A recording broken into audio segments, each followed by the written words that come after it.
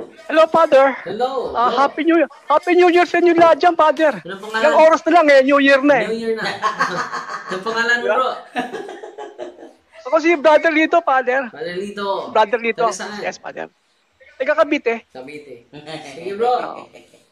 Ang tanong ko, Father, yung tungkol sa Holy Shroud of Turin, naniniwala ka ba na yun ang Turin na mukha ni Kristo? Yun po. Simpleng tanong. So, salamat, bro. Brother Wendell, ikaw muna. Ikaw muna sumagot, Brother Wendell, kasi pinagdudahan nila yan. Brother, daw. Brother Jando, parang naghang ang Zoom ko.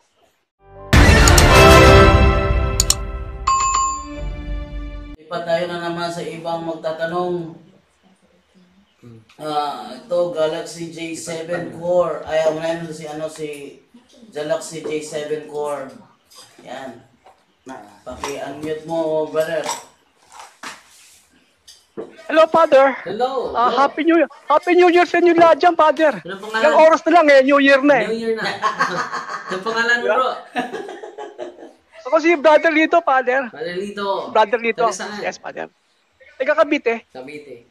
Sige, bro. Ang tanong ko, Father, yung tungkol sa Holy Shroud of Turin, naniniwala ka ba na yun ang Turin na mukha ni Kristo? Yun po. Simpleng tanong.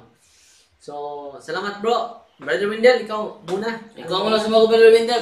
Merong mga debate tungkol dyan, Father, no? Totoo. Na ito bang Sword of Turin ay mismong tila na ipinabalot ng ating Panginoon Jesucristo. At mayroon ding nagsasabi na isang likha lamang ng sining ayon sa iba. May ongoing debate tungkol dyan. Ito po isang tilang lino na pinaniwalaan ng karamihan na siyang ibinalot ng ating Panginoong Hesus. Pero yung may makita tayo, Father, sa investigation na yung nandito pa sa ating simbahan yung tila na hawak ni Veronica, no? Ilabas yon every Holy Week. Yung Sword of Turin na mukha ng ating Panginoong Hesus sa pag-aaral ng mga scientists at yung panyo ni Veronica na may mukha din na lumalabas ay sa pag-aaral nila gamit ang computer, nagkatugma ang naturang mukha sa panyo ni Veronica at yung sa Sword of Turin. Ngunit tama yun, Father, na wala pang official talaga. So ito'y tinatawag na Sword of Turin dahil ito po'y naitago sa Turin, Italia. Father? Ating babasahin, bro. Ito, bro, basahin mo. Yung Ito sa Vatican.va. Vatican.va. So, ayan, brother. Basahin mo, bro. Basahin natin sa baba. Ito. Pope expresses gratitude for exposition of the Shroud of Turin. Pope Francis writes to the Archbishop of Turin, thanking him for the decision to display the Shroud of Turin during a live stream prayer service on Holy Saturday as people remain under lockdown because of the COVID-19 pandemic. The Shroud of Turin is believed by many to be the burial cloth of Jesus. So dito, kapatid, wala pang final statement ang simbahan, no? Sa Vatican News dito, the Shroud of Turin is believed na hindi sinasabi is the definitive burial cloth of Jesus. So, pinaniniwalaan natin ng marami to be the burial cloth of Jesus. Adulay, Brother John. The 14-foot long linen cloth is imprinted with a photo-negative image of a man bearing signs of wounds that correspond to the gospel accounts of Jesus' passion and death. So, kita mo, kapatid, ito po ay na-publish bago lang. So, it is believed by many to be the burial cloth of Jesus. So, wala pang final statement ang simbahan. Tunay po ba itong larawan ni Kristo? So, yung mga larawan ni Kristo, kapatid, it is just a symbolic representation of Jesus. symbolic lang. Hindi natin makuha ang tunay na picture ni Kristo dahil wala namang camera panahon ni Kristo. Wala namang cellphone sa panahon ni Kristo. At yung unang mga Kristiyano, kapatid, meron silang symbolic image ni Jesus.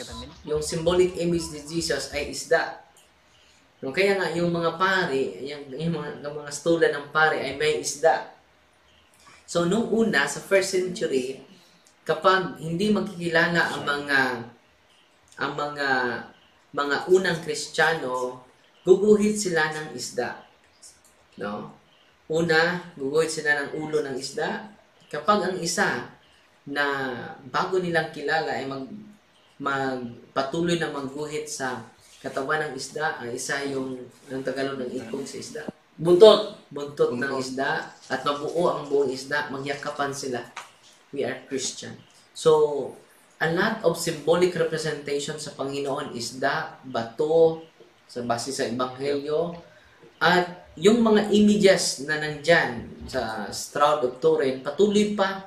No? Merong mga scientists na nagsasabi, ito talaga ang authentic na yung nakita ni Brother Jando. Basahin mo muna, Brother Jando, yung symbolic representation of Jesus, yung isda. Ito. The ichthys or ichthus. Ichthus. From the Greek, ichthys in the 1st century AD, Koine Greek, ichthys. TH itong parang bilog. Ichthys or fish is a symbol consisting of two intersecting arcs, the ends of the right side extending beyond the meeting point so as to resemble the profile of a fish. The symbol was adopted by early Christians as a sacred symbol.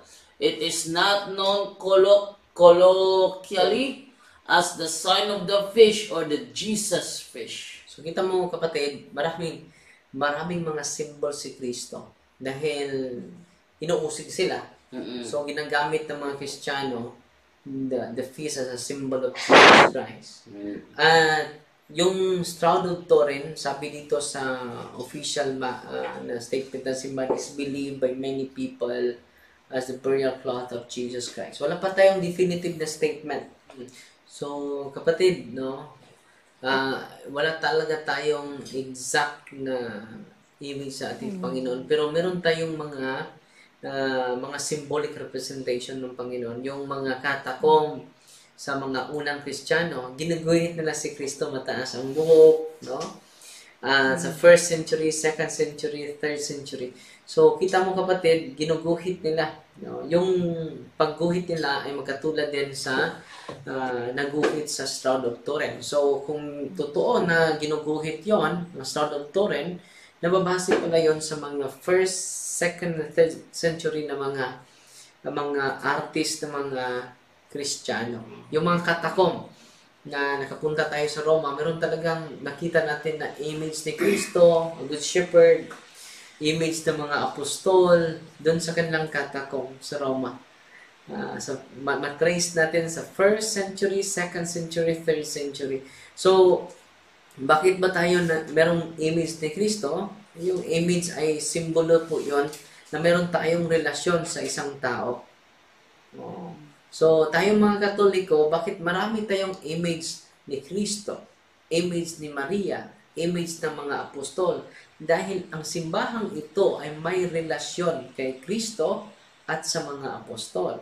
Ito po, Father. Pakita mo, bro. Ito po ay findings po ni Dr. Zugibe. Dr. Zugibe po. Sabi po dito ni Dr. Zugibe sa mga findings niya patungkol sa Shroud of Turin. Ayan. I'm sure you recall our witness, Frederick Zugibe, MD, PhD, who is respected worldwide as a forensic pathologist and crucifixion expert for the past 50 years. He has studied the shroud as if it were a crime scene. Zugibe's extensive studies concluded the features and blood stains on the shroud are natural, forensically accurate, and indicate direct contact with a human body. So, feature and blood stains on the shroud are natural.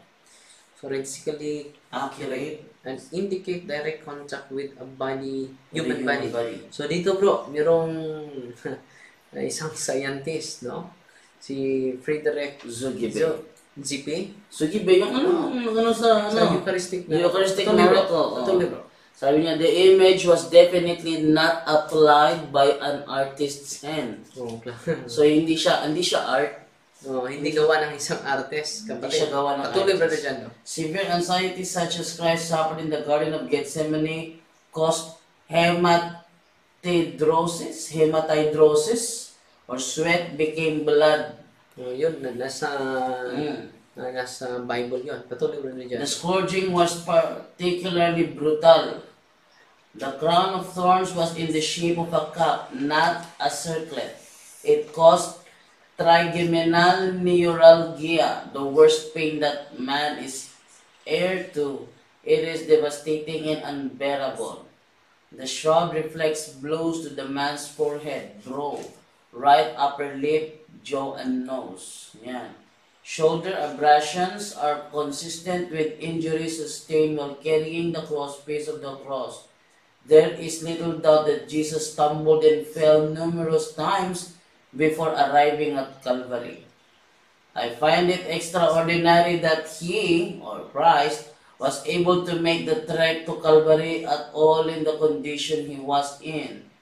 The nailing caused causalgia, an agonizing pain like lightning bolts traversing the arms and legs. Cause of death, cardiac and respiratory arrest due to hypovolemic and traumatic shock due to crucifixion.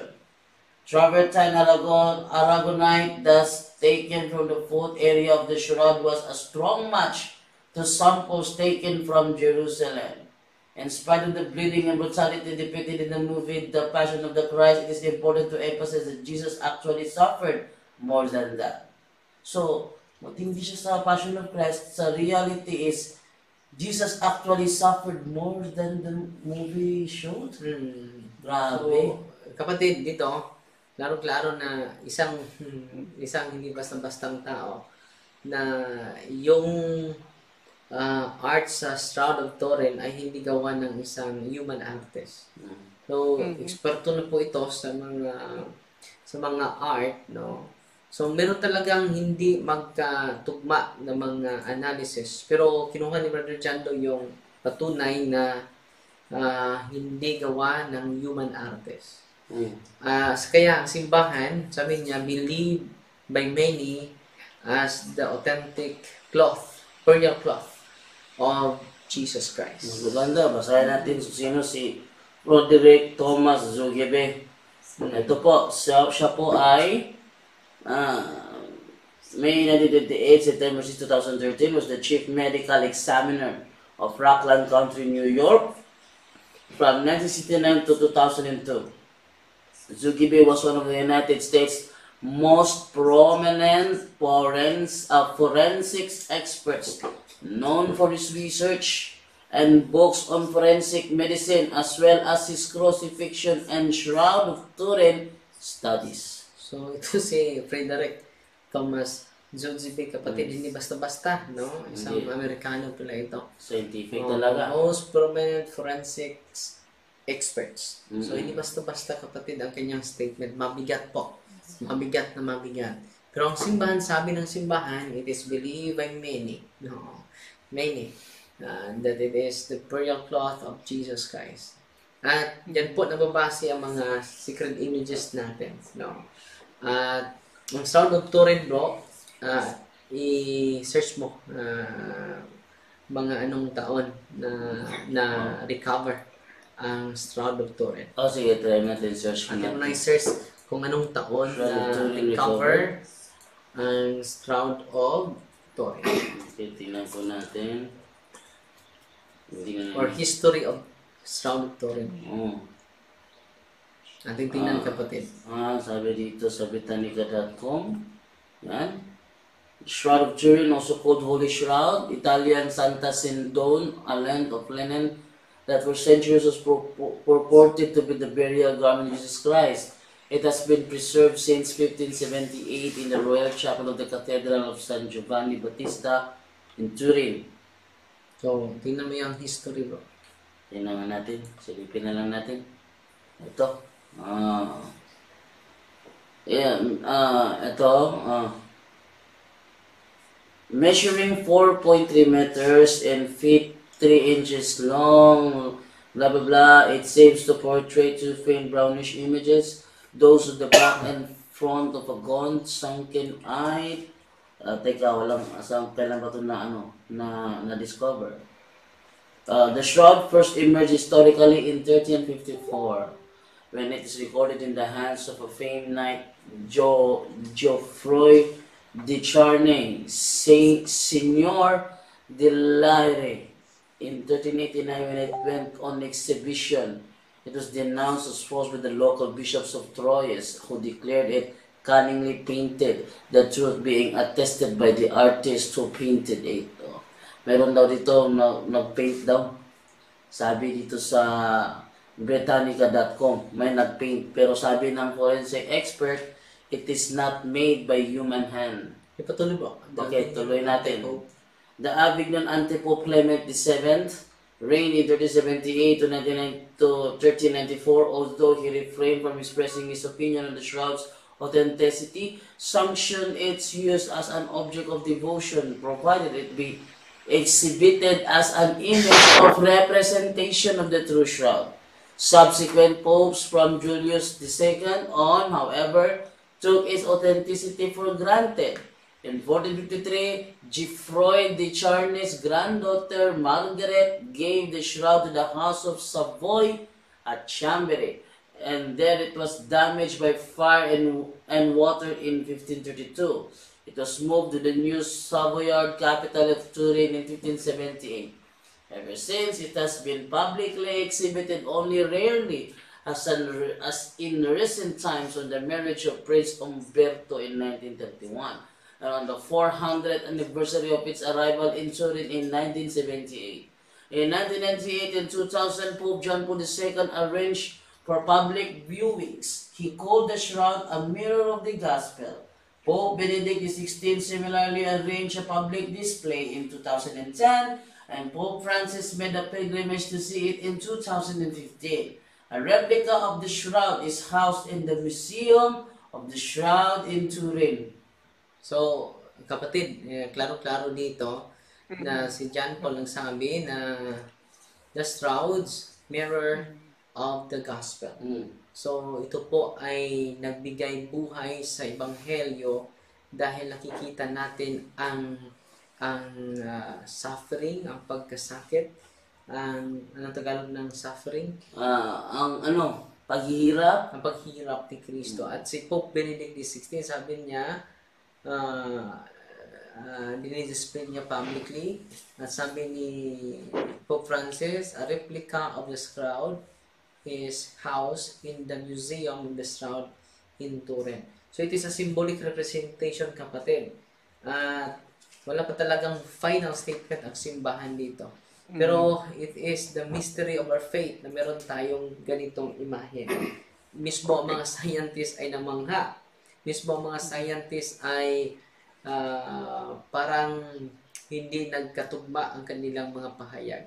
Pero the most important thing, kapatid, na meron tayong image ni Kristo. Yes. At itong image ni Kristong ito, kahit ang ibang mga kapatid natin, ay meron din silang image sa kanilang puno.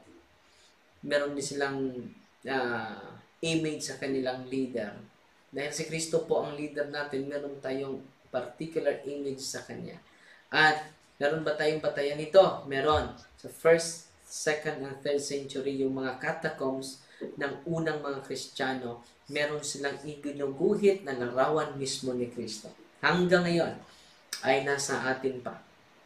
At siguro matrace yun ni Brother John, no? Yung mga catacombs, image of Jesus Christ in the catacombs. Teka ha, may kuha pa ako ng email ad kasi napakahalaga nito. Padre, may message kasi galing kay Diana. Diana ba to? Sabi niya, I am having trouble understanding. Can you email me at dcp31b@gmail.com? I have a problem with kulam and hoping you can help me. Thank you. Okay, tingnan natin itong sinasabi ni Padre. So, Brother John doon na ang mag-communicate sa'yo para matutulungan natin ang ating mahal na kapatid. Okay, tingnan natin sa ano yung Padre? Sa Catacomb. catacomb. The image of Jesus. Images of Jesus in catacombs niya. Images of Para mapakita natin. Jesus in catacombs. Mas maganda, pakita natin. Ito. So, ayan. Yun si Jesus. Kita mo kapatid? Mas paano natin to pag Mga images yan sa unang mga Kristiyano. So, very related, no? Early Christ Christian with art, beard. no? Mm-mm. Christ with beard, no? Kita mo? Ito po mga images ni Cristo. Ito talaga yung ito talaga. Basahin mo bro dyan do ang description. Tingnan natin, ha? Tingnan Basahin natin. Ito, oh. Mural painting from the catacombs. Palakihin natin to. So, 4th century pa, kapatid. Matagal na. Oo nga. Maganda palakihin natin to para makita. Makita ninyo. Summary. Mural painting from the catacomb of Comodilia, bust of Christ. This is one of first bearded images of Christ. Earlier Christian art in Rome portrayed Jesus most often as the Good Shepherd, disguised as Orpheus, young, beardless, and in a short tunic. During the 4th century, Jesus was beginning to be depicted as a man of identifiably Jewish appearance, with a full beard and a long hair. A style not usually worn by Romans. The symbols on either side are Alpha and Omega, signifying I am the end, and I am the beginning and the end. So, kita mo kapatid, no, magkapareho sa Stroud. So, sa dito pala, mga 13th century pa yun. Yung Roman pala ang hindi mataas ang buhok. Yes. Ang Jewish pala, mataas ang buhok. Sinabi dito. Ah. So, yung iba, Brother John, no?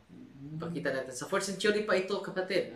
At yung Shroud of Turin, mga 13th century, magkatulad, no? So, makikita natin na ang mga, kung totoo na ginuguhit yun ng tao, yung art at yung Shroud of Turin, so binabatay dito sa mga image sa catacomb. So, yung iba, Brother Jando. Tignan natin yung iba. Marami nakita si Brad Paul Ayun. nakaraan eh. Asan? Yan. Ito? A tour of ancient Christian art. Yan. Ito. Yan. So, ancient art sa mga Christian. Basahin mo, bro. So, yan lahat. Yung mga... Hindi ko na matrace, pero ito po. Ayan. of Jesus, no? Image of Jesus. Asan? Yan. Dito. Yan. Was an image of Jesus discovered. Yan. Basahin mo yun. Tingnan natin to. Buksan natin. May ano tayo? Kasi in Roman catacombs, painting stages and movies actually fail to depict the appearance of Jesus Christ. Sabi dito, deep in the heart of Rome's oldest catacombs, archaeologists unveiled the set of 1,600-year-old frescoes depicting scenes from pagan mythology and Christian history. A thick layer of algae, calcium deposits, and smoke had masked these ceilings paintings for centuries, but using a technique called laser cleaning, archaeologists working in the catacombs of San Domitilla were able to strip away the grime and unveil these images to the world this past May. Sabi dito, until recently we weren't able to carry out this sort of restoration. If we had done it manually, we would have risked destroying the frescoes. The head of the restoration project, Barbara Masin. Patuloy mo dito, bro. This Asan? discovery shared. This discovery sheds new details on the process by which the Romans fused their old pagan beliefs with new Christian beliefs to form the new religion of Catholicism. The dozen or so frescoes unveiled so far depicts scenes in the Old and New Testaments, as well as pagan symbol of the afterlife. The most notable fresco depicts Jesus Christ on a throne between two groups of apostles. Experts believe the crypts were painted around AD 360, about 40 years after Emperor Constantine issued an edict forbidding worship on any day except Sunday. The frescoes of Jesus. The frescoes of Jesus Christ depicts him as looking more like a Roman emperor than a Jewish carpenter. So, kita mo yung fresco sini mataas yung buhok dahil sabi dito, looking more like a Roman emperor than a Jewish carpenter. Dahil yung mga Jewish ay mataas talaga ang buhok. Yet, it does not portray him with long hair. Artwork showing Jesus as a frail, pale, sad, effeminate man with long hair first emerged around 300 years after Christ's crucifixion, but did not become established until the 6th century after Catholicism became the official religion of the Roman Empire.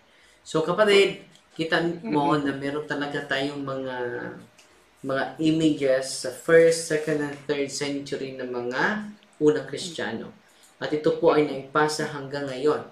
No? Dahil sinasamba yung mga Roman Emperor at meron silang imahen. At gumawa sila ng image ni Kristo. Yun po ang kanilang ginagamit upang maging mabisa, maging effective ang pagsamba nila kay Kristo. So bro, Okay. salamat bro sa inyong magandang katanungan. So, Ay, tapusin na po natin ang ating programa sa isang huling awitin. pagsangyaw.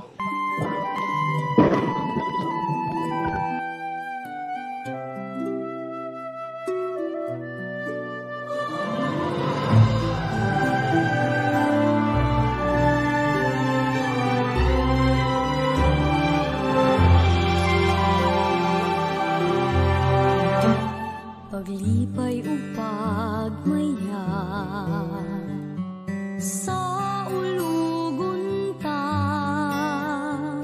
ang rasyang gihatag sa Dios, pagahandumon ta,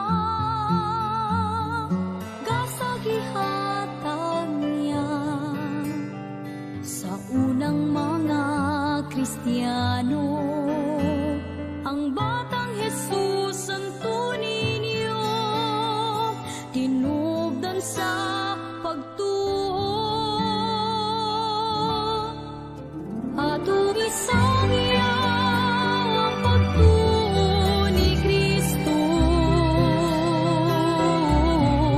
ang gugmag kalinaw, ang kaluwasan, ipaapit sa tanan. Atong isangya ang ebanghelyo ni Kristo, ang Diyos nung kaluoy, pagkamaayo, niya ka natong mga Cebuano. Natawag ta sa pag-alagad, di unay nga paghalad, sa kinabuhi nga balaan, gikan sa amahan, Maria mong inahan, sa pagtuo ikaw sumbanan, kami giyahan mo, pagsa